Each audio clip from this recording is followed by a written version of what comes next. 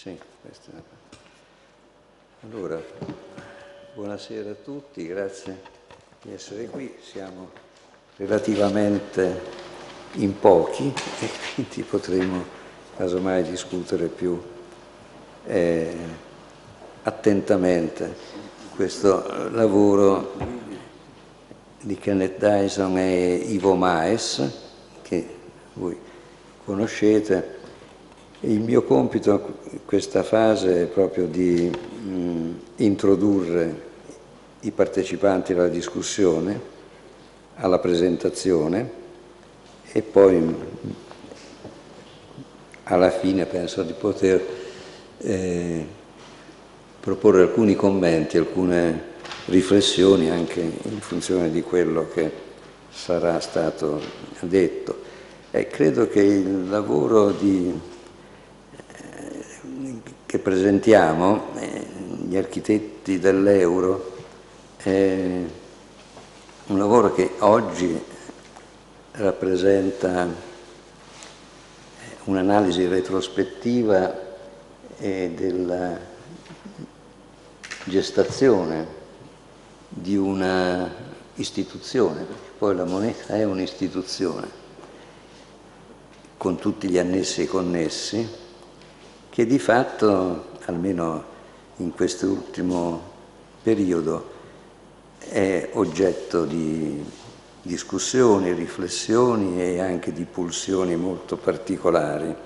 Quindi è un tema, io direi, di grande rilevanza, quindi non solo accademica ovviamente, per quello che poi credo che i partecipanti metteranno in evidenza gli aspetti problematici, così come gli aspetti ideali che hanno contribuito alla costituzione dell'euro, ma è anche una riflessione necessariamente sulle prospettive di oggi, di domani e di una comunità, appunto l'Unione Europea, che dalle vicende dell'euro può uscirne o più forte o, diciamo, molto più debole, molto più problematica di quanto non sia oggi.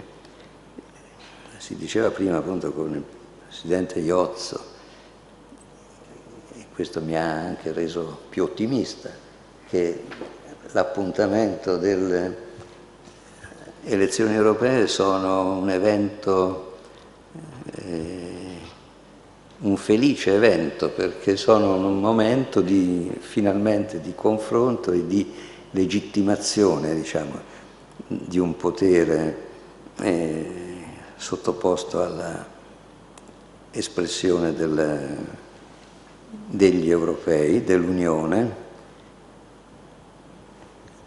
e nella sua visione c'è un ottimismo che appunto io prendo con molta fiducia, perché appunto evidentemente viene da chi ha un'esperienza e una valutazione complessiva molto più aggiornata. Io, vedendo la situazione italiana e all'interno della situazione italiana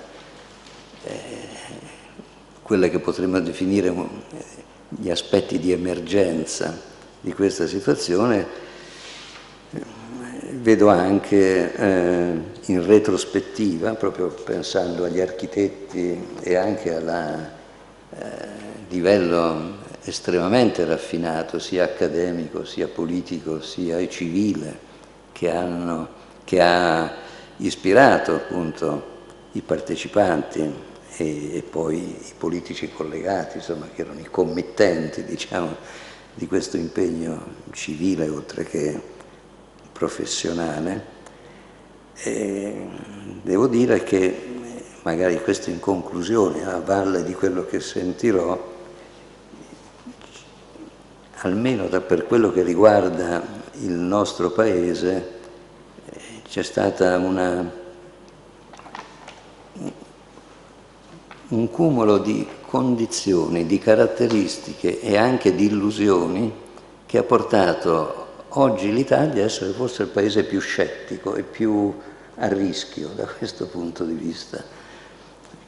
rispetto proprio a quello che invece con grande atto di fiducia e anche di scommessa sulla ipotesi politica che stava dietro all'azzardo, diciamo così, di entrare nell'euro, aveva portato alla fine degli anni 90 a essere forse uno dei paesi più entusiasta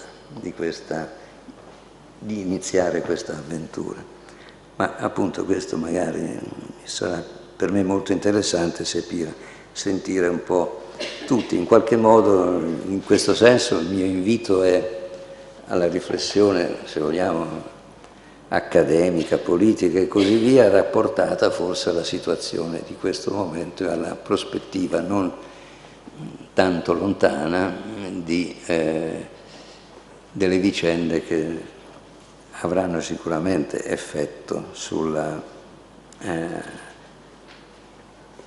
sull'Unione Europea. I partecipanti, inutile che sto a presentare adesso, chiediamo appunto a Ivo Mais, non essendoci neanche l'altro autore, di fare una breve presentazione, anche una sua outline del volume, nel senso di ripercorrerne forse appunto il profilo problematico e magari per darci una sua chiave di lettura anche su quello che emerge.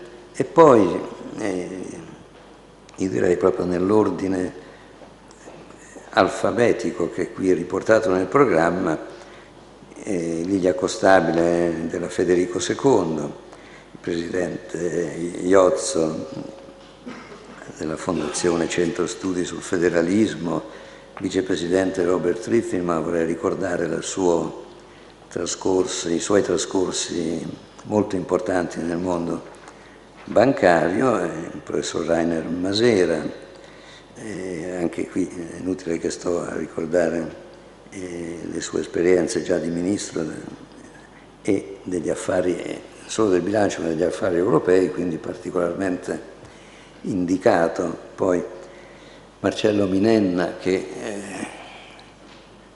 non vedo attualmente, quindi mi auguro che sia in arrivo, e il direttore Lucio Pench della direzione delle politiche del bilancio della Commissione europea, che mi sembra giustamente è quello che conclude questi interventi di presentazione e discussione. Dopodiché qualche considerazione mia più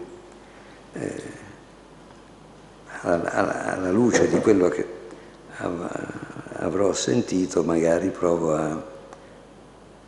a sollevare quei problemi che dicevo prima sulla particolare contraddizione italiana che credo sia molto peculiare all'interno dei fondatori, diciamo, dell'Unione Europea, nei rispetti proprio dell'entusiasmo prima e dello scetticismo attuale sull'Unione e quindi sull'euro, che poi è l'oggetto forse principale rispetto al quale avremo la conferma o meno della prospettiva di progresso o sostanzialmente di impasse della Unione Europea.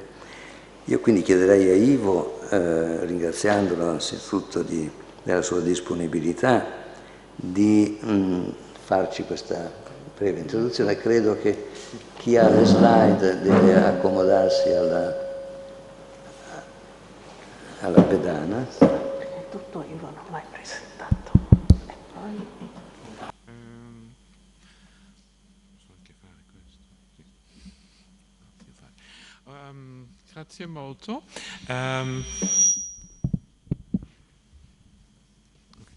È un grande piacere per me di essere qua a Roma. Prima vorrei ringraziare il Senato della Repubblica e anche la SFIMES, specialmente il suo presidente Adriano Giannolo, per l'invito per presentare il libro che è un libro di 2 editori, Kenneth Dyson. Fu veramente un grande progetto, abbiamo lavorato insieme e dunque è un peccato che lui non può venire. E dunque questo libro, Gli architetti dell'euro, gli intellettuali artifici dell'Unione Monetaria Europea. Il punto di partenza è si discute moltissimo della struttura, dell'architettura dell'Unione Economica e Monetaria. C'è la simmetria dell'architettura, c'è un'unione monetaria senza uno Stato. Dunque l'architettura dell'Unione Economica e Monetaria è un grande tema di discussione, ma nessuno parla di architetti. E dunque questo è un po' la mancanza che noi abbiamo cercato di investigare, ma chi sono questi architetti? E questi architetti noi abbiamo fatto, ci sono 2 persone che per noi non sono gli architetti, perché per noi l'unione monetaria profondamente è un progetto politico, dunque decisioni politiche al livello più alto, capo di Stato e di governo. Dunque questo è il governo, questo è un punto. D'altra parte c'è il mondo accademico, dove ci sono stati tanti dibattiti sull'unione monetaria. E questi sono 2 mondi molto lontani. Gli architetti sono le persone che hanno fatto il ponte tra questi 2 mondi. E gli architetti hanno ricevuto il mandato dei leader politici di costruire l'unione economica e monetaria e loro hanno portato la loro conoscenza, idee innovative e questo è molto importante. E l'altra cosa che loro hanno portato sono le loro relazioni. Loro avevano posizione chiave nelle reti di discussione, di negoziazione del processo dell'unione economica e monetaria. Dunque, questi sono gli architetti per noi, né i politici né gli accademici, ma le persone che hanno fatto il ponte tra questi 2 mondi. La domanda cruciale del libro: gli architetti hanno previsto la crisi dell'unione economica e monetaria. Allora la risposta, in parte si potrebbe dire non hanno previsto la crisi, dunque è una mancanza degli architetti, o si potrebbe anche argomentare gli architetti hanno visto le cose della crisi, ma non sono stati seguiti. Allora la risposta è un po' le 2. In parte hanno visto certi problemi dell'unione monetaria e in parte non hanno visto. E dunque così sarà la conclusione. Allora abbiamo fatto in questo libro 10 ritratti. 10 ritratti e dunque veramente concentrato su 10 persone. E dunque l'aspetto è la prospettiva biografica. E allora l'ipotesi è persone contano. Questa è la nostra ipotesi fondamentale, ma ci sono 2 pericoli. 2 pericoli. Un primo pericolo è seduzione, agiografia, che gli autori sono molto troppo ottimisti che loro architetti è un po' un santo. Secondo pericolo, quando si fa la concentrazione su una persona, non si vede più il quadro generale. Allora, che abbiamo fatto per contrarre questi 2 pericoli? Ma abbiamo avuto un progetto di 4 anni e l'originalità, ci sono state nuove ricerche di archivio, interviste di elite, dunque un grande progetto, e per avere questo rigore abbiamo collaborato con 10 persone che hanno fatto ciascuno un ritratto e dunque un gruppo di persone storici, scienze politiche, economisti, dunque un gruppo molto multidisciplinare, e abbiamo anche costituito un gruppo consultativo di veterani dell'euro, e questi veterani dell'euro sono stati a nostre conferenze, a nostri workshop, e hanno letto, criticato i nostri lavori, e come ci sono i nomi di queste persone: Fabrizio Saccomanni, Niels Stiegersen, Charles Coulthard, André Sapir, Francesco Papadia, Robert Raymond, Hans-Peter Scheller. Allora, criteri per la scelta degli architetti. Dunque abbiamo fatto la scelta per 10 persone. 10 persone, e 2 criteri importanti furono competenza tecnica nel settore monetario. Competenza monetaria. L'altro aspetto fu posizione chiave nel processo di negoziazione della costruzione monetaria europea. E in questo grafico ci vede queste 10 persone e la periodo del loro coinvolgimento nel processo dell'Unione economica e monetaria. E allora noi abbiamo preso una visione, il processo di costruzione dell'Unione economica e monetaria dal periodo 1950, l'Unione europea dei pagamenti, fino a 1999. Dunque la nostra visione è che la costruzione dell'Unione economica e monetaria fu un lungo processo, e dunque non solamente Maastricht. E 1 gennaio 1999 la casa fu pronta e gli architetti hanno dato le chiavi agli abitanti, e comincia un'altra storia. Questa è la prospettiva che noi abbiamo preso in questo libro, 1950 a 1999.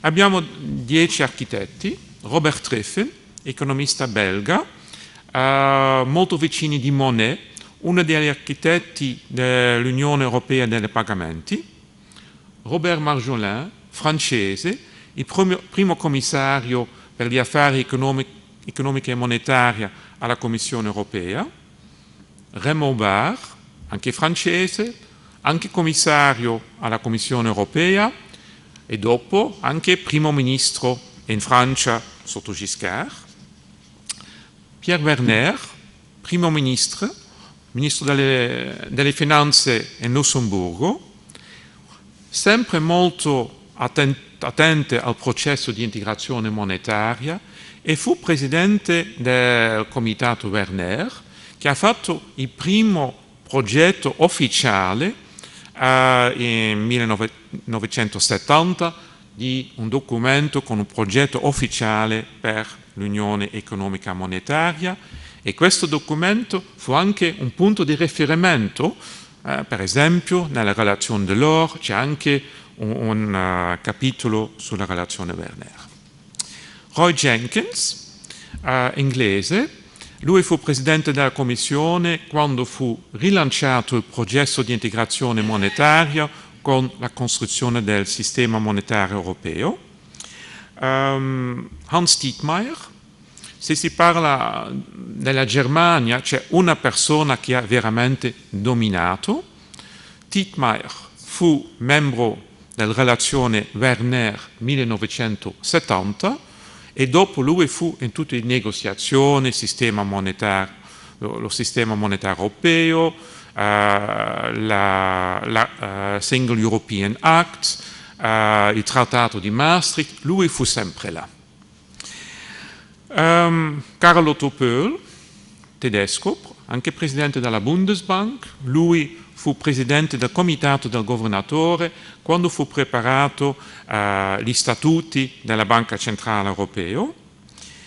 Tommaso Padoa-Schioppa, italiano, lui ha un grande ruolo, molto influente, fu da 79 a 83 alla Commissione Europea, là è diventato un grande amico di Jacques Delors, e lui fu l'esperto monetario di Jacques Delors e fu anche molto vicino a Andreotti, anche a Mitterrand.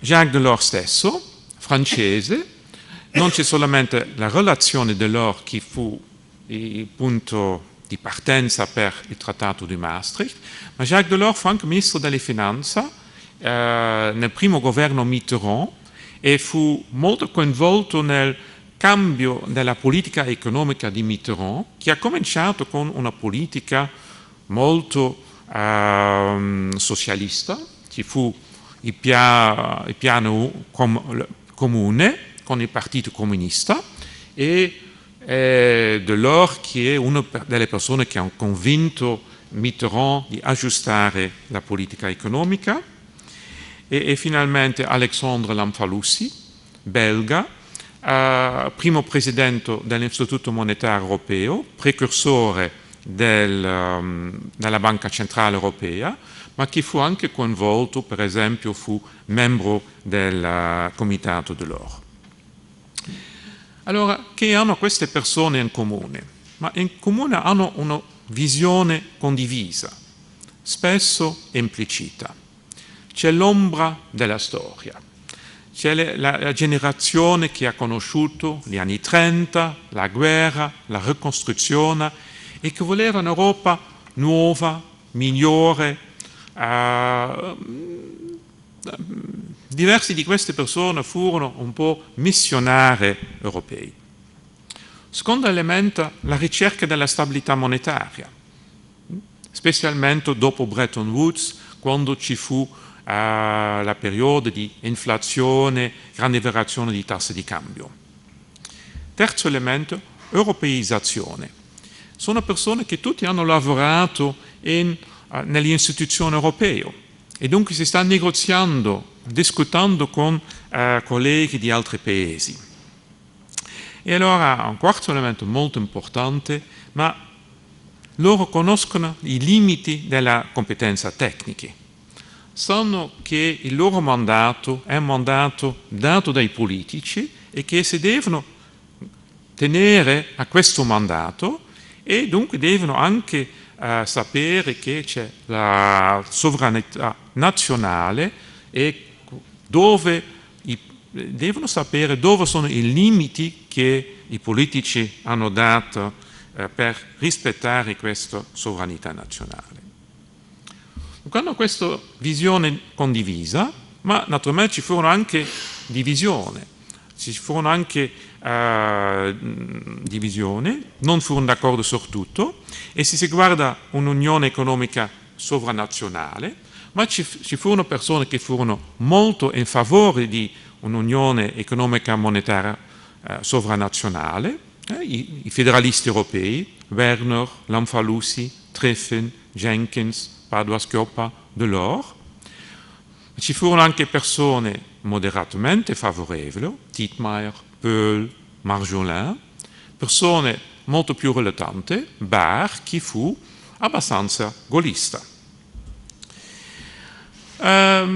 Gli architetti come artifici politici, ma loro devono eseguire il loro mandato. Ma non è solamente una cosa di esecuzione del mandato, gli architetti a un certo momento hanno anche potuto influenzare il mandato e l'elemento più conosciuto è Delors, che ha veramente parlato con Pöhl per influenzare, strutturare il mandato del Comitato Delors. Altro elemento fu il potere asimmetrico nelle negoziazioni. I tedeschi avevano più di potere da altri. Esecuzione del mandato, ma se si guarda i due grandi punti del mandato, introduzione di una nuova moneta, l'euro, e la costruzione di una nuova banca centrale, là gli architetti hanno fatto un buon lavoro, perché l'introduzione dell'euro è andato in modo quasi perfetto e la BCE ha avuto un grande ruolo durante la crisi e i leader politici hanno dato nuovi compiti, nuove responsabilità alla Banca Centrale Europea, la vigilanza bancaria, che fu un segno di fiducia nella BCE. Naturalmente tutto non è perfetto e ci sono anche le inadeguatezze, e allora guardiamo questa inadeguatezza e da un punto di vista economico e senza politico.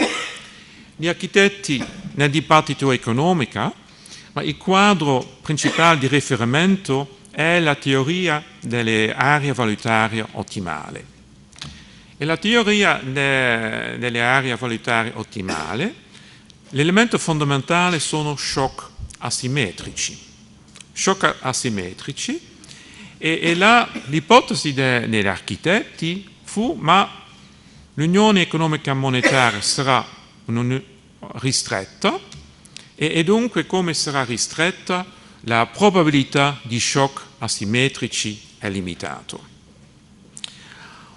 Per correggere shock asimmetrici, gli architetti hanno fatto molto fiducia nella flessibilità dei prezzi e salari. Questo fu il loro quadro, e là furono più o meno in accordo con la teoria economica dell'epoca che fu su questa linea. Ma ci furono due aspetti trascurati. Gli squilibri economici generali e problemi di competitività, e l'integrazione finanziaria e stabilità finanziaria. Dunque, gli squilibri economici generali, c'è la critica di Wolters. Alan Wolters fu consigliere di Margaret Thatcher, e Wolters fu contro l'adesione del sterlino al sistema monetario internazionale. E l'argomento di Wolters fu: ma in Inghilterra l'inflazione è più alta che in Germania, se i tassi di interessi sono più alti, se l'Inghilterra diviene membro del sistema monetario internazionale, i tassi di interessi dell'Inghilterra scenderanno. E vuol dire che con inflazione più alta, quando scendono i tassi di interessi reali saranno ancora più bassi. E dunque questi tassi di interesse così bassi stimoleranno l'economia, ma soprattutto il settore della costruzione, che non è sostenibile. L'altra parte, come l'economia ha un boom, l'inflazione è più alta, l'economia perde competitività e ci sono squilibri esterni, squilibri del bilancio dei pagamenti. E questa è un po' la crisi come è venuto nella zona euro, in Spagna e in Irlanda. Questo gli architetti non hanno visto. Integrazione finanziaria e stabilità finanziaria, anche là gli architetti non hanno fatto molto attenzione a questi aspetti. Sono due eccezioni, Alexandre Lamfalussy e Tommaso Padoa-Schioppa, che hanno anche messo l'accento: ma dobbiamo anche avere una dimensione finanziaria, vigilanza al livello europeo. Allora la legittimità della struttura della governance dell'Unione Economica Monetaria, e là prendiamo un punto di vista scienze politiche, legittimità, ma ci sono due nozioni di legittimità: legittimità basata sui risultati ottenuti, output